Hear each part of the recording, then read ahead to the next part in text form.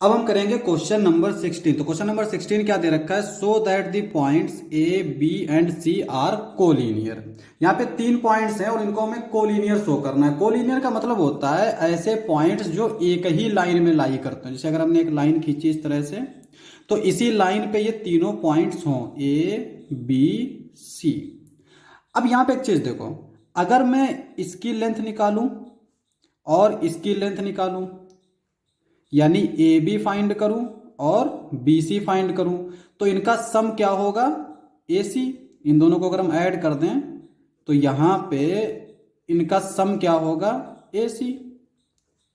अगर ये कोलिनियर है और अगर ये बीच वाला पॉइंट मान लो कि यहां से अलग है, जैसे हमने ऐसे ले लिया, ये ए तो यहीं पे है, दूसरा पॉइंट यहीं पे है, और हम मान लेते हैं कि ये जो है इस लाइन पे नहीं है, यानी कोलिनियर नहीं है। तो इसका मतलब ये पॉइंट इससे बाहर होगा कहीं इस लाइन के। तो इसका अगर हम लेंथ निकालें ए बी और फिर इसकी लेंथ निकालें बी सी, ठीक है, तो इन दोनों का सम जो है, अब देखने में भी लग रहा है और इस जो है ऐसा होता भी है कि इन दो लाइनों का सम इस लाइन से हमेशा बड़ा होगा, क्योंकि ट्राइंगल बन जाएगा।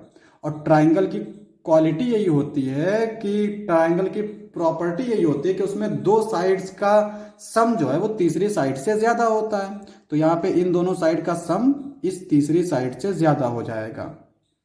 तो अब यहां पे अगर हमें कोलिनियर प्रूफ करना है तो हम क्या देखेंगे कि अगर दो साइड का सम तीसरी साइड के इक्वल है तब तो हमारे कोलिनियर हुए, लेकिन अगर दो साइड का सम तीसरी साइड से अलग है या ग्रेटर है तो हम डायरेक्ट कह देंगे कि ये कोलिनियर नहीं है। तो पहले तो हम इनकी साइड निकाल लेते हैं, यानी ए बी बी सी इस तरह की लेंथ निकाल लेते हैं, ठीक है।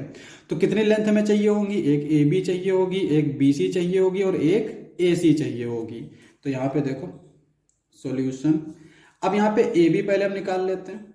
ए बी क्या आएगा हमारा, 2 - 1, दो पॉइंट के बीच की डिस्टेंस वाला फार्मूला लगा सकते हैं, या फिर हम पहले इसको वेक्टर फॉर्म में लिख देंगे फिर निकाल लेंगे। तो हम लोग डायरेक्ट फार्मूला लगा देते हैं, 2 - 1 का स्क्वायर, 6 - 2 का स्क्वायर, 3 - 7 का स्क्वायर। और ये क्या आ जाएगा, अंडर रूट, ये हो जाएगा 1 स्क्वायर, ये 6 में से 2 गया 4, 4 का स्क्वायर प्लस 3 में से 7 गया, 3 में से 7 तो जाएगा नहीं, तो 7 में से 3 गया, 4 बचेगा और माइनस माइनस प्लस 4 स्क्वायर, ये आ जाएगा। 4 4 जा 16, 16 प्लस 16 इस तरह से लिख लेंगे पहले, 16 प्लस 16, 16 दूनी 32, 1 33, यानी अंडर रूट 33। तो ये आ गया हमारा ए बी की लेंथ। इसी तरह से बी सी निकाल लेंगे। बी सी क्या आएगा,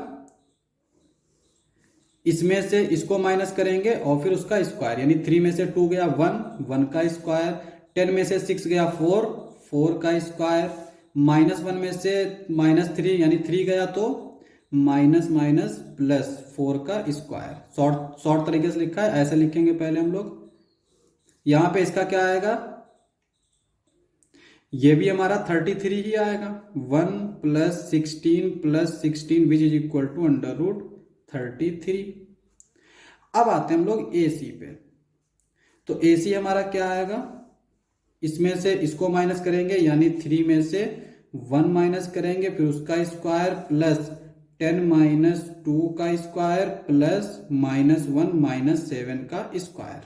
अब यहां पे ये 3 में से 1 जाएगा तो ये बचेगा 2, 2 का स्क्वायर, 10 में से 2 गया 8 और -1 - 7 माइनस का 8 और माइनस का 8 का जो है स्क्वायर वो प्लस का 8 ही होता है। ये हो जाएगा 4, 64, 64 और इन जब इसको हम ऐड करेंगे तो ये आ जाएगा हमारा 132, इस तरह से आ जाएगा। अब इसका अगर हम प्राइम फैक्टराइजेशन करें तो 132, यहाँ पे 1 प्लेस पर 2 है तो 2 से डिवाइड कर लेंगे, ये हो जाएगा 2 6 जा 12 और फिर 2 6 जा 12 और फिर 2 से डिवाइड करेंगे तो 2 3 जा 6, 2 3 जा 6।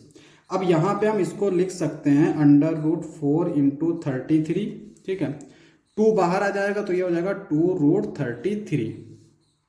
अब यहाँ पे हम देख सकते हैं this implies that A C is equal to क्या है, इन दोनों को अगर हम सम करेंगे तो 2 रूट 3 आ जाएगा, 2 रूट 33 आ जाएगा, तो यहाँ पे भी 2 रूट 33 है। तो इसका मतलब ये जो है इक्वल होगा A B plus B C के।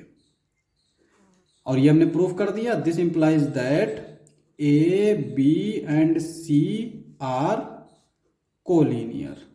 तो इसका मतलब ये हुआ कि ये दोनों तीनों जो पॉइंट हैं वो कोलिनियर होंगे। क्वेश्चन समाप्त। नेक्स्ट लेक्चर में करेंगे नेक्स्ट क्वेश्चंस। आज के लिए बस इतना ही।